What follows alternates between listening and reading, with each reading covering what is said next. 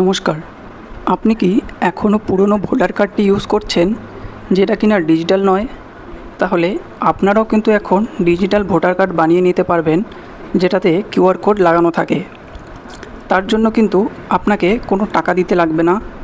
আপনার ফোন থেকেই আপনি নিজেই বের করে নিতে পারবেন, বা আপনার যদি কম্পিউটার থাকে তাহলে আপনি কম্পিউটার থেকেও বের করে নিতে পারবেন। তো কী করে ডাউনলোড করবেন স্টেপ বাই স্টেপ দেখাবো আজকের এই ভিডিওতে। প্লাস স্কিপ না করে পুরো দেখবেন।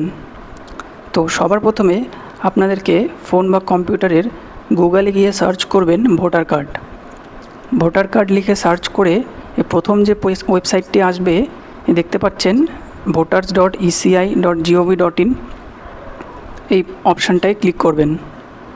এখানে ক্লিক করার পর ওয়েবসাইটটি এরকম আসবে। এখানে যদি আপনি প্রথমবার ওয়েবসাইটটিতে ভিজিট করেন তাহলে কিন্তু আপনাকে সাইন আপ করতে হবে। এই দেখতে পাচ্ছেন এখানে সাইন আপ। এখানে আপনার ফোন নাম্বার, ইমেল অ্যাড্রেস দিয়ে কিন্তু আপনাকে সাইন আপ করতে হবে। আর যদি আপনাদের অলরেডি সাইন আপ করানো থাকে তাহলে কিন্তু আপনি এখানে এই লগ ইন অপশানটায় ক্লিক করবেন। যদি লগ ইন অপশানটায় ক্লিক করেন তাহলে এখানে আপনাদের ফোন নাম্বার আর ক্যাপচা দিয়ে এখানে রিকোয়েস্ট ওটিপি করতে হবে। তো ফোন নাম্বার যেহেতু আমার অ্যাকাউন্ট করা ছিল, সাইন আপ করানো ছিল, তাই আমি লগ ইন করে নিচ্ছি। লগ ইন করা হয়ে গেলে তারপর এখানে আপনারা একটু নিচের দিকে আসবেন। একটু নিচের দিকে আসলে এখানে দেখুন লেখা আছে EPIC download, get digital version of your electoral photo identity card.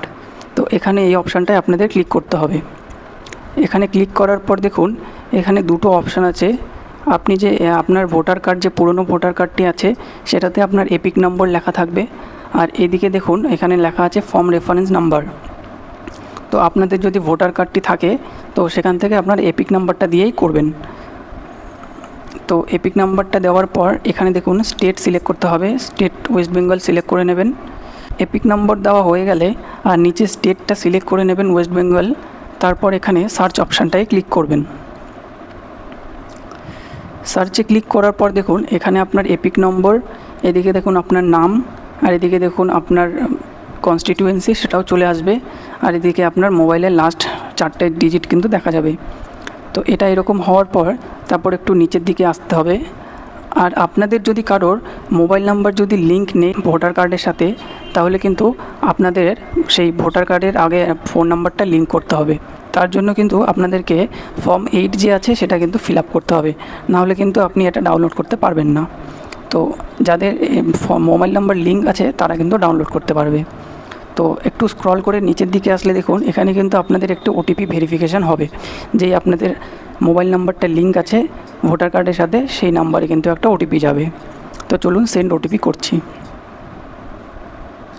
OTP বসানো হয়ে গেলে তারপরে এই ভেরিফাই অপশানটায় ক্লিক করবেন। একটু ঘুরছে, ভেরিফাই হবে। দেখুন ভেরিফাই হয়ে গেছে, এখানে দেখাচ্ছে ওটিপি ভেরিফিকেশান ডান সাকসেসফুলি। এবার দেখুন এখানে অপশানটি এসছে ডাউনলোড এপিক। এই যদি আপনি ডাউনলোড করেন তাহলে কিন্তু সেটা আপনাদের ফোন বা কম্পিউটারে কিন্তু ডাউনলোড হয়ে যাবে, আর সেটা সেভ হয়ে থাকবে আপনাদের ফোনে।